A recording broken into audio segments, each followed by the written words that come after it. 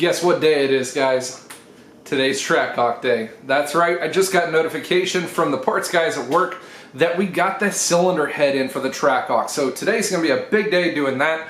We're gonna take apart the old head and we're gonna show you guys exactly what happened to the valve seal, how that was damaged, and we're gonna get to putting this thing all together, show you guys how to do it. Stay tuned.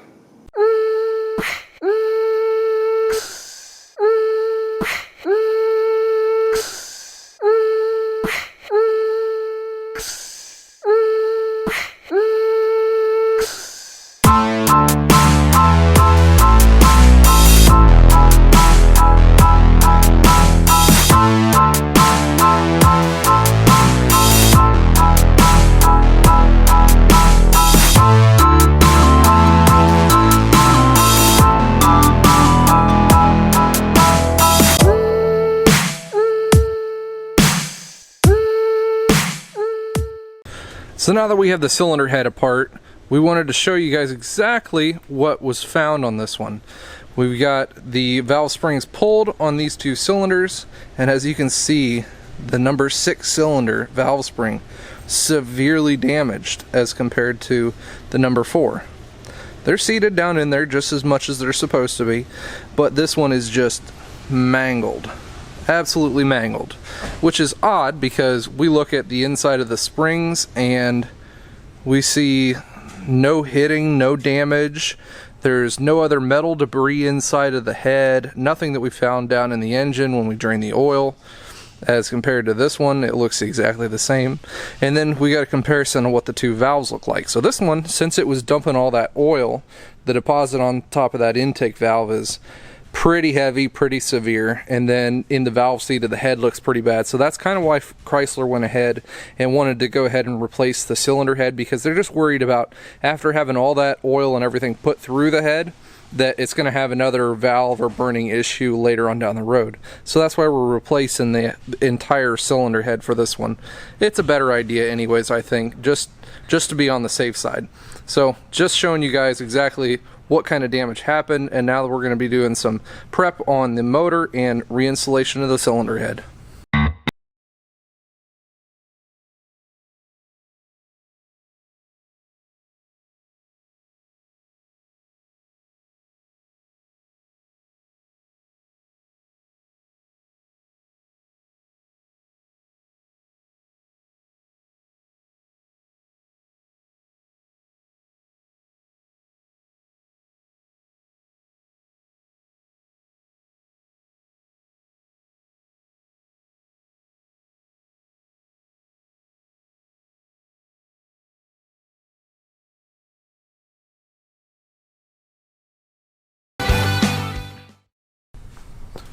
So we're prepping this thing to get ready to go back onto the vehicle. We've got the head ready, the exhaust manifold all put back on, and we're getting our tools all ready for placing everything back in and back together. So the biggest tools that we're going to need to focus on for this job are going to be our torque wrenches. Some of the torque wrenches that I'm going to be using are my Snapon Tech Angle wrenches. These things are pretty much the most important thing that you're going to need for this job. Not only do you have to hit everything to the mark on the right torque, but then you're going to have to torque everything to the yield point with the angle at which you put it on. So you're going to have to put these things on to, I believe, like 40, 45 degrees, and then an extra 165 degrees of angle, which is pretty exact. Most guys, yeah, I could figure out 45 and 90 degrees here and there, but whether you're going to figure out that 165 exactly because you've got to ratchet it back, you better have the right tool for the job. Those are the right tool for this job. I know I don't have so many tools, but I do have those to get everything ready. Now, if you want to see a guy who has all of the tools, make sure you go check out Mr. JRC54's channel. His box makes my box and tool set look like a starter kit. Make sure you guys go and check him out, and let's get this thing rolling.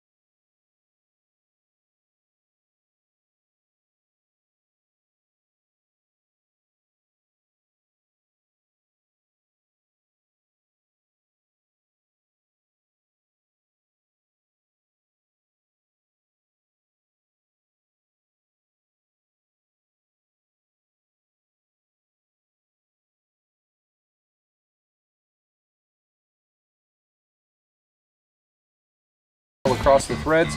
So that way when you're torquing these things down, they don't hop and skip and pop when you're trying to put them in. You don't want to put too much oil to where you can see them pooling in the threads. You don't want that. You want enough in there just to give you a nice even torque when you're putting these things on. So then once we get these things in here, we're going to be torquing them to 25 foot-pounds for the first round in a circular pattern from the middle out. Then we're going to be going to 40 foot-pounds, then 45 foot-pounds, then 160 degrees. So it's like a half an hour process just to tighten the freaking head bolts. So we'll get to doing that now.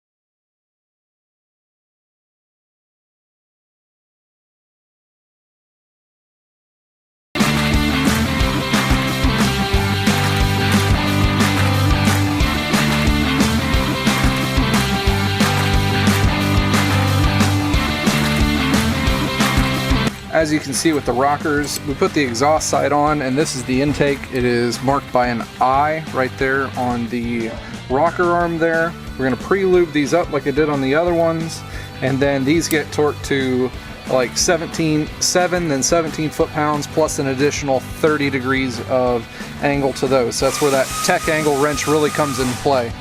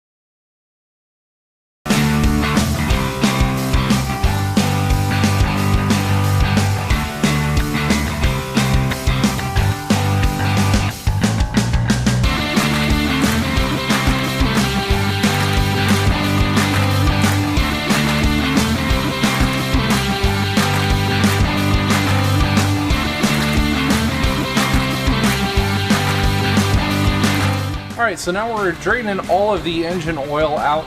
When you service a Hellcat or you do any kind of oil change or anything like that, you need to make sure that you drain both spots, from the main oil and then also from the oil cooler assembly, which is located on the passenger side underneath the tray here.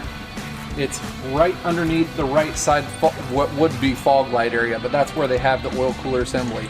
You need to let it sit there and drain for about 5 minutes, because there will be an extra quart that comes out over time, especially in the cooler. So we'll get this drained out and then we'll fill the coolant. So when filling the cooling system, I like to use the Snapon SVT SRAD 272A. I've had quite a few people ask me on how you bleed the cooling systems and using this tool, so I'm going to show you how. First thing that you're going to have to do is you've got the system hooked up to the adapter for the threaded style right here on the coolant bottle. We've got our shop air hooked up to the right side. This is just going to be a drain of some kind, so it's going to go out of the way. And then this one is going to go into the clean bucket of coolant. And another good idea is to zip tie some kind of weights there on the bottom, because if this thing comes up out of the coolant, then you're going to have an issue with bubbles and air bubbles getting in the system, which you don't want. So we've got that one in the coolant. Now the first thing we're going to need to do is open up this one right here, which will start pulling a vacuum on the system.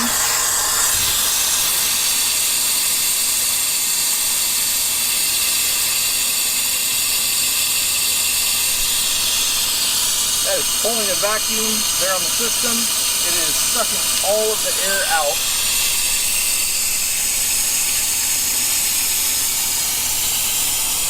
So once it gets to the full vacuum spot, it sits there for a couple of seconds. We're going to be able to shut off this side right here, and we're going to let it sit there for a minute to make sure it holds our vacuum.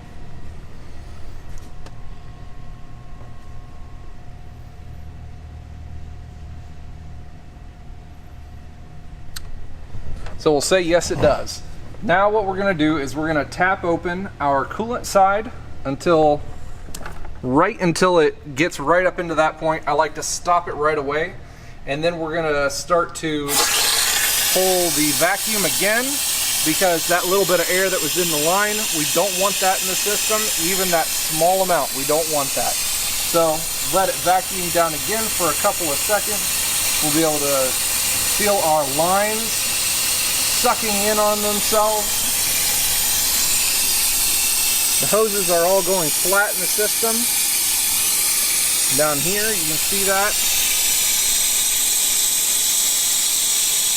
You can see our lines are actually flat because it's sucked in. So we're going to shut that off, and then we'll be able to just open that side. And because of the vacuum on the system, it will totally fill the system with no air bubbles. No need to bleed the system. It sucks all of the air out. It takes all the guessing work out of it. You don't have to worry about burping the system, waiting for the thermostat to open. None of that. It just works, and it saves you a whole bunch of time. Now that we've got our coolant filled, we filled all of our oil up after we drained everything and drained the oil cooler out.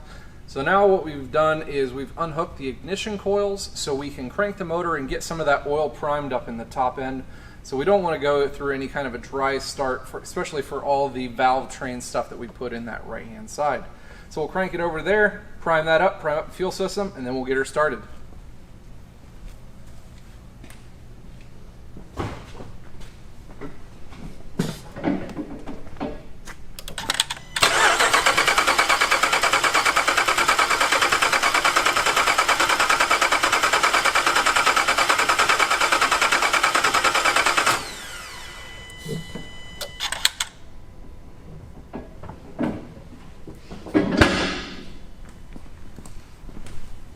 That should be good. Now we'll put our fuse in and we'll get this thing fired up.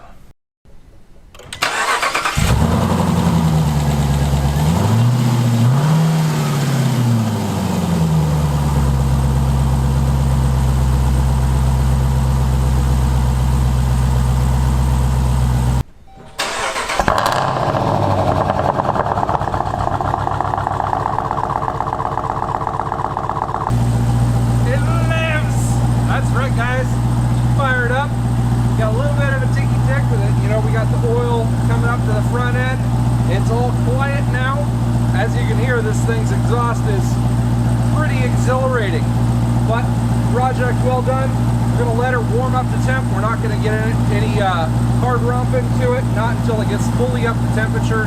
Let the oil work through all the passages. Check the oil, check the coolant, get everything checked right. Got a job well done. One other thing that I did want to tell you guys about was that you guys did want some merch. So what did I do? I got some merch coming.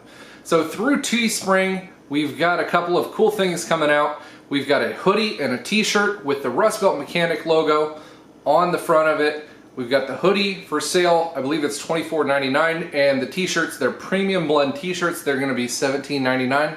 If you guys are interested in those, I'll put the link down in the description. That's going to be over at www.teespring.com/Rustbelt-mechanic.